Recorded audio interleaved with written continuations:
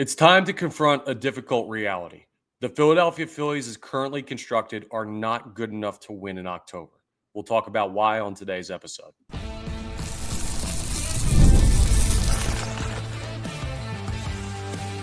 You are Locked On Phillies, your daily Philadelphia Phillies podcast. Part of the Locked On Podcast Network, your team every day. Yes, this is Locked On Phillies. I'm your host, Connor Thomas. Thank you so much for joining us today. We come to you as part of the Locked On Podcast Network, your team every day. And Locked On Phillies is your best place for Monday through Friday daily content on the Philadelphia Phillies. Appreciate you joining us. You may know me from some of my other work in the sports talk space. I've been on air over at 97.5 The Fanatic for over 6 years. I've been a credentialed Philadelphia Phillies media member for the past 4 seasons, and this is now my 4th year as the host of Locked On Phillies. Today's episode is brought to you by Game Time. Download the Game Time app, create an account, and use code Locked On MLB for $20 off your first purchase. The Phils, as currently constructed, are just not built to win in October. I've come to terms with it after last night. They fall to the Dodgers 4-3 in Game 2 of the National League Divisional Series, and they're now on the brink of elimination. They're going to Los Angeles, facing the end of their season and the potential end of a major era of Philadelphia Phillies baseball, and it is on the manager. It is on the top 3 hitters in the lineup. It is on the construction of this team. It is on the vibe of the clubhouse. It's on a lot of things. We're going to talk about all of it today, including why the top of the lineup is going to be the reason that the Philadelphia Phillies get sent home in the National League Divisional Series against the Dodgers, and who's on the hot seat when what seems to be inevitable comes to be, which is the Phillies getting knocked out by the Dodgers. My only hope right now is it's not a sweep. That's the only thing that you can even realistically root for. If you're sitting here today thinking that the Philadelphia Phillies, after losing 2 games in the fashion that they did, are going to now win 3 straight against the Dodgers, I think you're flat out crazy. You can call me defeatist. You could say I'm quitting. But this is what I've seen through 2 games against the LA Dodgers. Oh, it's what I saw through 4 games against the Mets last year. Oh, and it's what I saw in 2023 in the final 2 games of the NLCS against the Arizona Diamondbacks. This isn't new for the Philadelphia Phillies, which makes it all that much worse. And there are plenty of reasons that we're going to talk about in today's episode why they're down 2-0 in the series. But we got to react to last night's game, and there's a lot to react to. All right? I'm going to get to we'll just say this off the rip. But Jesus Luzardo was exceptional last night. 2 earned runs through 6 innings worth of work. Great job by Jesus Luzardo. He's pretty much the only guy that I'm looking at saying, hey, great game, right? You've got the starting pitching that you needed in this series. Outside of that, you haven't gotten much else. So Orion Kerkering comes out with runners on base, which we know, we've talked about it many times on the podcast. His numbers with inherited runners are terrible. And again, Rob Thomson goes with Orion Kerkering in that spot. I mean, that's crazy to me. But it's not the craziest thing that Rob Thomson decided for his team to do in this baseball game. Not at all. And listen, Harrison Bader didn't play. So I didn't love the bottom part of the lineup already going into the game with Otto Kemp playing left field. It's not an anti-Otto Kemp playing thing. He's not a left fielder. I mean, Weston Wilson, I think, is slightly better than him defensively out there in the outfield. And I would have gone with the guy that's more of a true outfielder than Kemp, even though neither of the guys are bona fide outfielders. And people ripped me for saying that ahead of the game. And then Kemp goes over 2 with 2 strikeouts. I mean, I'm not trying to bury him because it's not his fault, right? He wouldn't be playing if Bader wasn't hurt, but I just didn't like that decision. But it's not the bottom of the lineup. It's the top, and we're going to spend plenty of time on that. But all in all, what happens is you spend most of the game getting dominated by Blake Snell. And then you finally get stuff working against the Dodgers bullpen. And after being down, 4-0, you end up cutting it to a 4-3 game in the 9th inning. And this is where everything goes haywire. Because for all the faults of the top of the lineup and the inability to get on base against Blake Snell and in the early parts of this game, Luzardo kept you in it, and your offense woke up because Dave Roberts made a bad bullpen decision, leaving Treinen in as long as he did. And you were able to, thanks to Nick Castellanos, put this game within 1 run with no outs in the 9th inning. So that's the situation, right, to set the scene. Nick Castellanos standing on second. Bryson Stott up at the plate. Lefty on Vezina. And with no outs, the Philadelphia Phillies decide to bunt. They decided to bunt in that situation with the game on the line. Rob Thomson said after the game he was playing for the tie. If that doesn't get somebody fired in Philadelphia in a postseason series, I don't know what will. And I'm not here being the guy calling for Rob Thompson's job. I'm just telling you what happens in Philadelphia sports when you make a comment like that. Playing for the tie at home in a game where you're already down 1-0 in the series, that is cowardly. And bunting there is cowardly. I don't care if you don't like Bryson Stott as a left-handed hitter on a left-handed pitcher. Now, somebody, I forget who it was on social media, I saw the video, but they posted the video of Bryson Stott hitting the grand slam against the Marlins in the wild card series 2 years ago. And they said, yeah, why would you ever believe Bryson Stott would have a big swing lefty on lefty in the postseason? Now, that year felt like a different Bryson Stott than what we've seen this year, but still. Okay, let's think about, because what ended up happening is the Dodgers executed a wheel play to perfection. Bryson Stott bunted it directly to Max Muncy at third, who then turned and fired the ball to Mookie Betts, who ran from shortstop to beat Castellanos to the third base bag, and you're out your lead runner with no outs, now turns into 1 out and a runner on first. Hey, spoiler alert, the Phillies didn't end up converting on that. Oh, and by the way, the next batter, Harrison Bader, pinch hits, singles, would have scored Nick Castellanos. So what are the scenarios that work out better than a bunt there and how the bunt played out? Well, if Bryson Stott strikes out, then you pinch hit Harrison Bader, he singles, the game's tied. If Bryson Stott pops out, Harrison Bader, single, game's tied. If Bryson Stott flies out, maybe Nick Castellanos tags up. If not, still the same result. If he grounds out to the right side, Castellanos goes to third. If he walks, it's first and second, and Castellanos scores on the single. I mean, all of these situations, the only situation swinging the bat where you would have had a worse result, strikeout is better than what happened. If you had either hit a line drive where they had doubled off Nick Castellanos because he made a dumb base running decision, or you had hit a ball to like Mookie Betts at shortstop where Castellanos thinks he can go to third and they make a play to throw him out. It would take a horrendous base running decision by Nick Castellanos to have a worse result than what you basically gave the Dodgers, handed to them on a silver platter. It's dumb. And Nick Castellanos did not do a great job of reading the wheel play. And he had 2 opportunities. Stott showed first pitch of that at bat. They showed, the Dodgers, that they were going to run the wheel play. So they had played their hand. And you knew that they had cards at the table that would beat your hand and you still went all in. That's stupid. Bail on that plan. He's got to be swinging away on the second pitch of that at bat. But Nick Castellanos also can't get beat to the bag by Mookie Betts when nobody's holding him on at second. When you see the wheel play, you have to run with that shortstop. He didn't. He hesitated. And that's part of the reason he got thrown out. On top of that, Nick Castellanos is probably your slowest base runner on this team. And you didn't pinch run for him.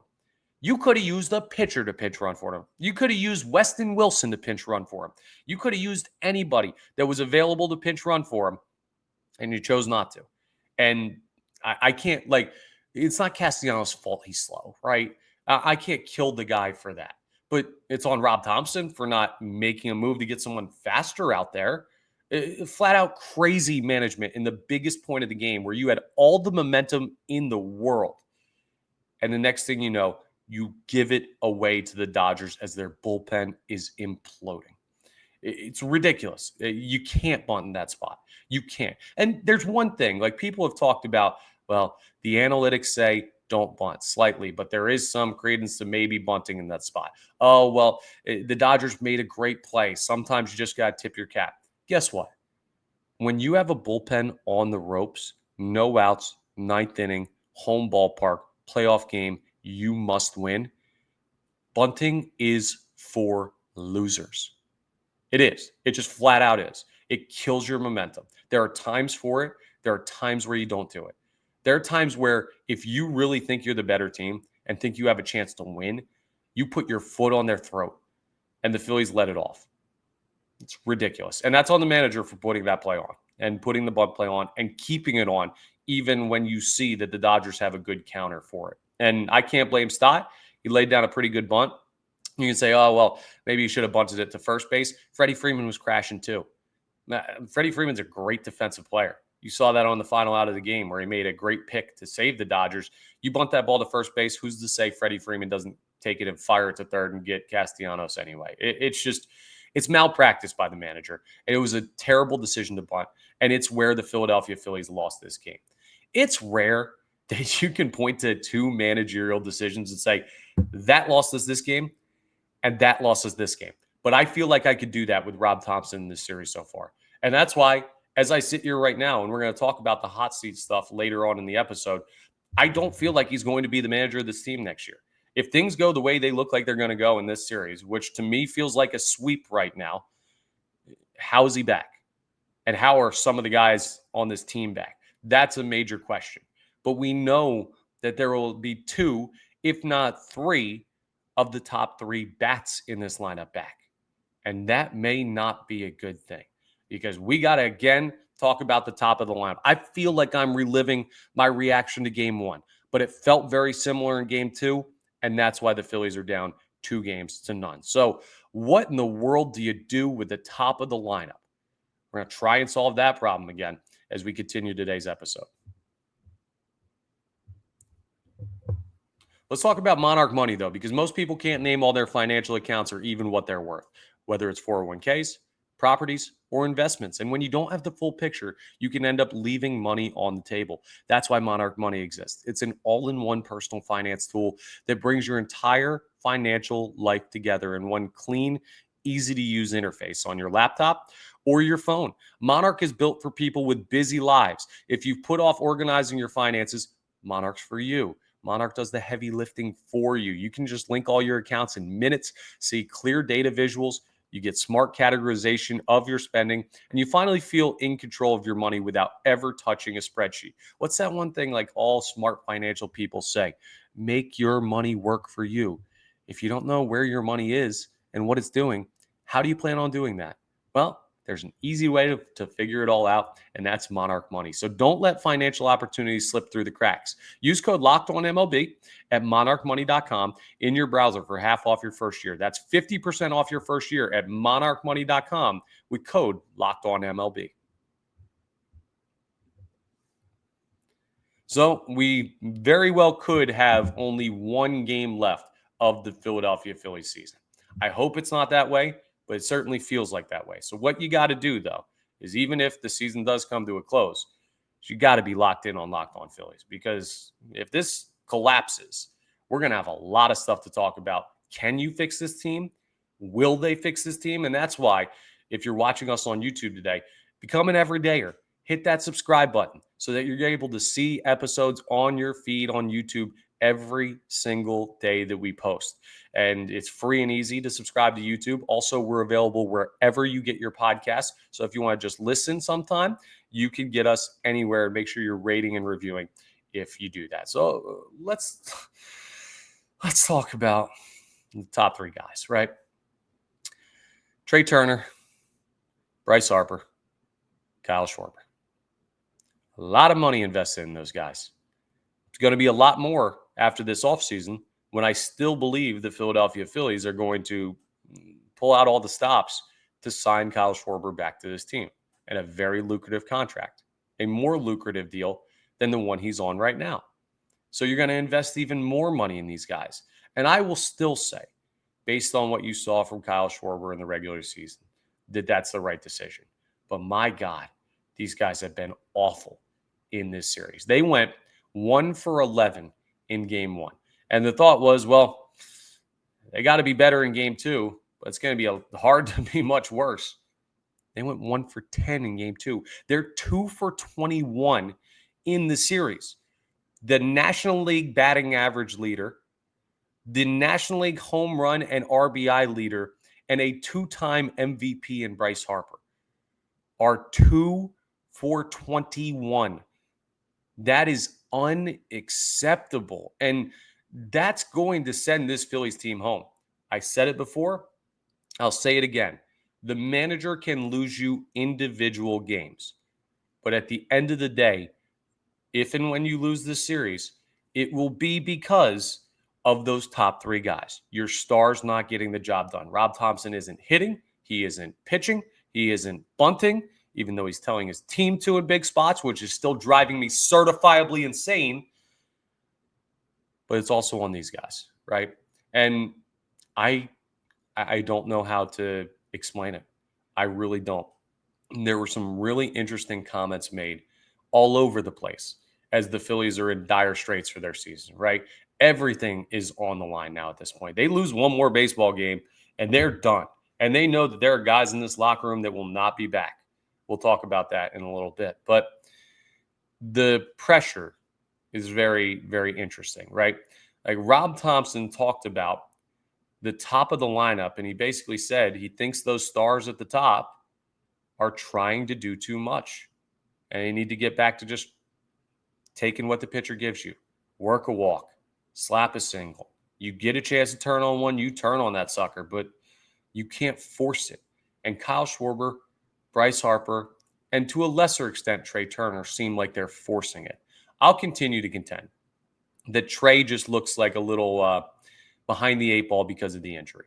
That's not an excuse, right? Oh, don't come after Trea Turner. He led the National League in batting average this year. He's been not good in the postseason for the Phillies. So I'm not trying to absolve him. There is like a little bit of an explanation for Trea Turner. But for Harper and Schwarber, what in the world do you even say about the guys? Step up and help your team win a ball game, for the love of God. You're the leaders in this clubhouse, and you're not getting it done. And they said the party line after the game. Bryce Harper talked about, well, we got to flip the script. Trea Turner talked about, hey, it's not over yet. We're not done until they tell us we have to go home. All right, there's still series left. Kyle Schwarber, I have to be better. I haven't been good enough. I will be good enough. They're saying all the things that I guess you have to say, but I don't want to hear it. I want to see it. And it feels like ages since we saw Kyle Schwarber hitting a big-time home run at the bank. It feels like ages since we saw Bryce Harper send the Phillies to the World Series. It feels like ages since Trea Turner signed with the Phillies and then hit some big home runs in the World Baseball Classic, and you thought about what that could look like at the bank in October. Doesn't that all just feel like a distant memory at this point? And here's the thing, right? You can't move them. You're not trading Trea Turner. You're not trading Bryce Harper. You're going to probably still re-sign Kyle Schwarber. Like, I think there's still an 80% or greater chance that he gets a shiny new contract to be on this team. And in some ways, that's a good thing. But we had an argument on radio this morning as I was doing my job producing Kincaid and South Tunis on 97.5 The Fanatic, 6 a.m. to 10 a.m. Monday through Friday. Would love it if you're in the Philadelphia area if you listen. But the conversation came up about, well, next year there's going to be wholesale changes. It'll have to be different. And we're going to dive deeper into that conversation next when we talk about who's on the hot seat if this series does indeed end in 3 games and the Phils are swept out unceremoniously in the biggest postseason of this Phillies era. But my response to, oh, it's going to be different next year. It has to be different next year. They've got to change things. Let me ask you, in all likelihood, in a year from now, the Philadelphia Phillies are playing a postseason game. Who are the top 3 hitters in your lineup? It is going to be Trea Turner. It is going to be Bryce Harper. It is going to be Kyle Schwarber. They're going to be the guys. That doesn't change. You can reshape the roster. Trade Nick Castellanos. Trade Alec Bohm. Trade Brandon Marsh. Don't sign Kepler. Don't sign Bader. Let JT Realmuto walk. Do all of that. And guess what? And I'm not advocating that that's all what you need to do, right? I'm just saying for an example's sake, you're still going to have the same 3 guys at the top who have not been able to get it done. And they've been able to get it done other places or other times. What is it with the vibe of this baseball team, with the pressure that they're feeling that has just caused them to crumble? Is it us? Nick Castellanos brought up the fan base in the Red October environment and said it's kind of a double-edged sword. I don't agree with that because at the end of the day, we react to what you guys do. You win, we'll support you to the ends of the earth. But you lose, we're going to boo. We're going to tell you, you got to be better. And when you consistently do it year after year after year, we're going to tell you to get the heck out of town. I'm sorry, but that's Philadelphia. And if you can't handle it, you're not going to work here. And it feels more and more as I watch this baseball team, like this group of players is not going to work here. So what do? Who's on the hot seat? I'm not going to tell you this guy needs to be fired or this guy needs to not be re-signed. But just a reminder, as we sit on the eve of Game 3, which will be Wednesday night, 9:08 p.m., Dodger Stadium on the road. It's going to be raucous because they know they're a game away from closing you out. And you look dead in the water. Who's on the hot seat that'll potentially be considering new team, new job, all kinds of stuff if this series does indeed end tomorrow? We'll talk about that and a lot more as we continue today's episode of Locked On Phillies. But let's talk about our friends over at Game Time first, because Game Time is the number one way for you to get tickets to some great sporting events. Now, the copy says there's nothing like catching a baseball game live. I think for everybody that just went to the last 2 home games the Philadelphia Phillies played, they might debate that. But there are a lot of great sports going on. I mean, the Eagles, they're the defending Super Bowl champions. The Flyers, the Sixers, they're about to start their season. Game Time also does tickets for comedy, concerts, theater. If maybe when this series is over, you need a little break from sports, they're the best way to get tickets to all your favorite events because they're the app that gives the advantage back to fans. Game Time is fast, easy, and backed by the Game Time guarantee. You're always going to get 100% authentic tickets delivered on time and at the best price. Plus, all fees are included. So the price you see is the price you pay. If by some miracle the Phillies win 2 games in LA and come back here for a Game 5 at the bank, it's going to be a tough ticket to get. You should use Game Time. They're the best place to hook you up. And plus, they've got zone deals too, where you pick the section, Game Time picks the seats, and you save big. It's a great app. It's the best way to buy tickets. So download the Game Time app, create an account, and use code LOCKEDONMLB for $20 off your first purchase. Terms apply. Again, that's promo code LOCKEDONMLB for $20 off. Swipe, tap, ticket, go. Download Game Time today. So, who's on the hot seat for the Philadelphia Phillies? There are plenty of names to be brought up here because if the Phillies lose tomorrow's game, and with Rob Thomson announcing Aaron Nola starting Game 3, and trust me, if you're like Connor, you haven't talked about the decision to start Aaron Nola. Remember, we'll have another episode of this tomorrow. All right, Locked On Phillies Monday through Friday. You know how it goes, and I will be diving deep into the further mismanagement of this team. And it's not just Rob Thomson. So tomorrow we will talk about the starting pitcher decision for Game 3. And we'll talk about everything that's on the line. But I want to get into a little bit of the hot seat from this series. Bryce Harper and Trea Turner should be on the hot seat. Not to leave town, but just are you guys good enough to do this? Because you feel like you're not good enough to do this. I think that's just putting it bluntly, but that's how you got to put it at this point. It's not run them out of the building, but it is, can you see a team led by those guys winning it all? It's hard to right now. Kyle Schwarber, not really on the hot seat all that much because he had 56 home runs this year. Like he's a tank. He's just not been good in the postseason. Wasn't good against the Mets last year.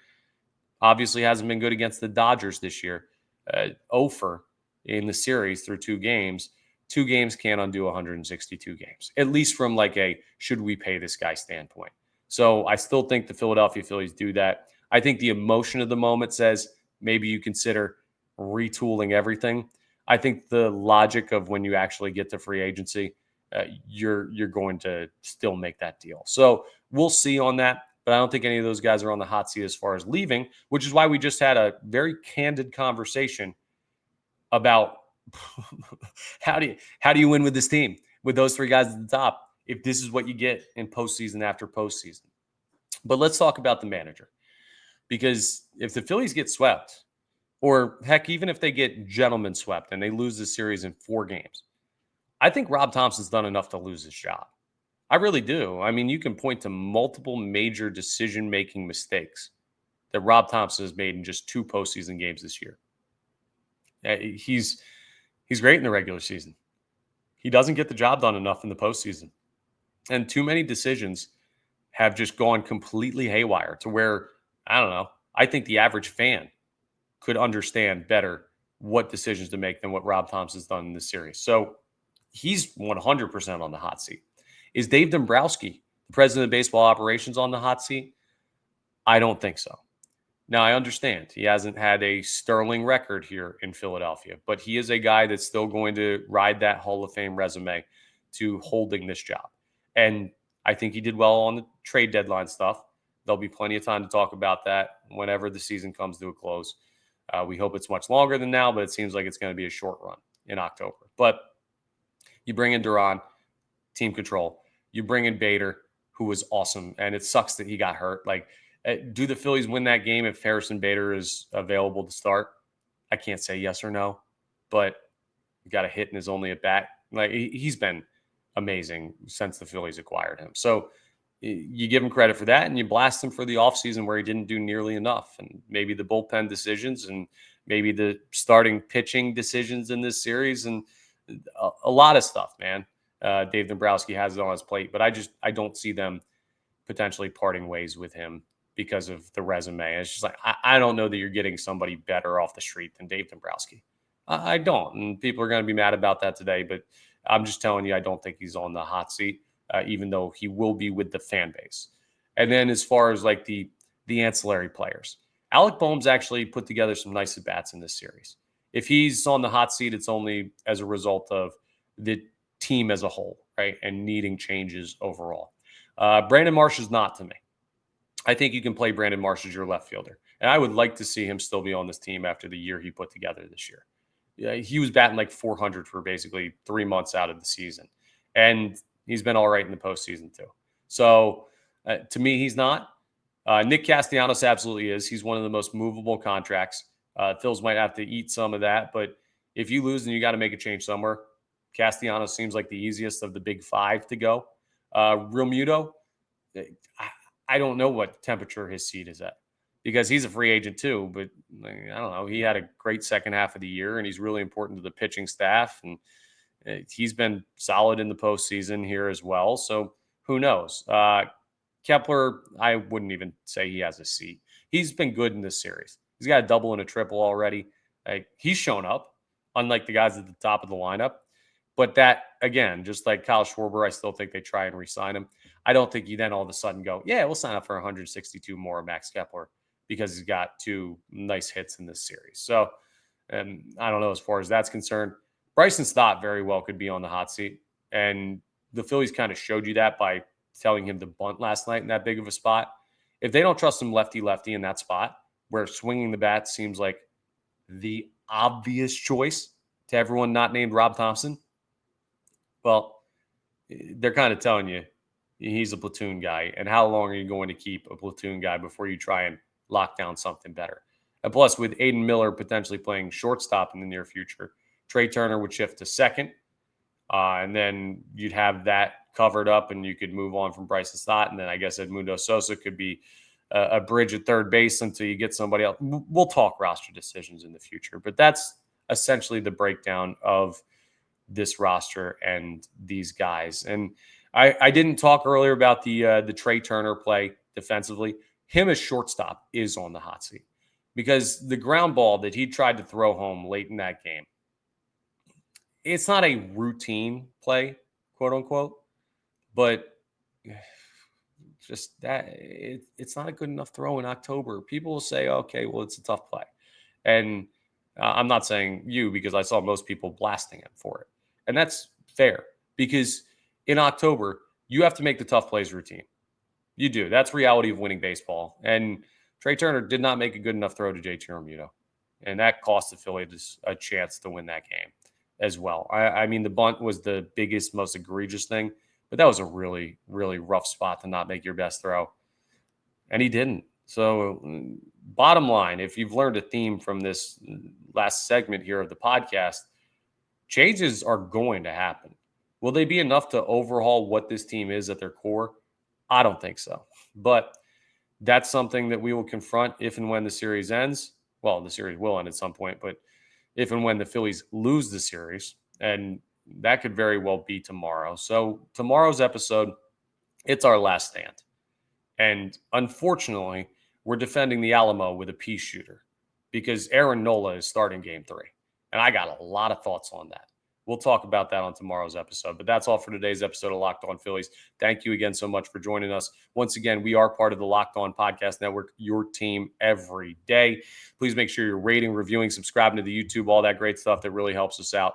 And I'll talk to you tomorrow on what could be the last Locked On Philadelphia Phillies episode of the postseason. Not that we'll be done doing episodes, but it could be all over. We hope it's not. I'll talk to you tomorrow.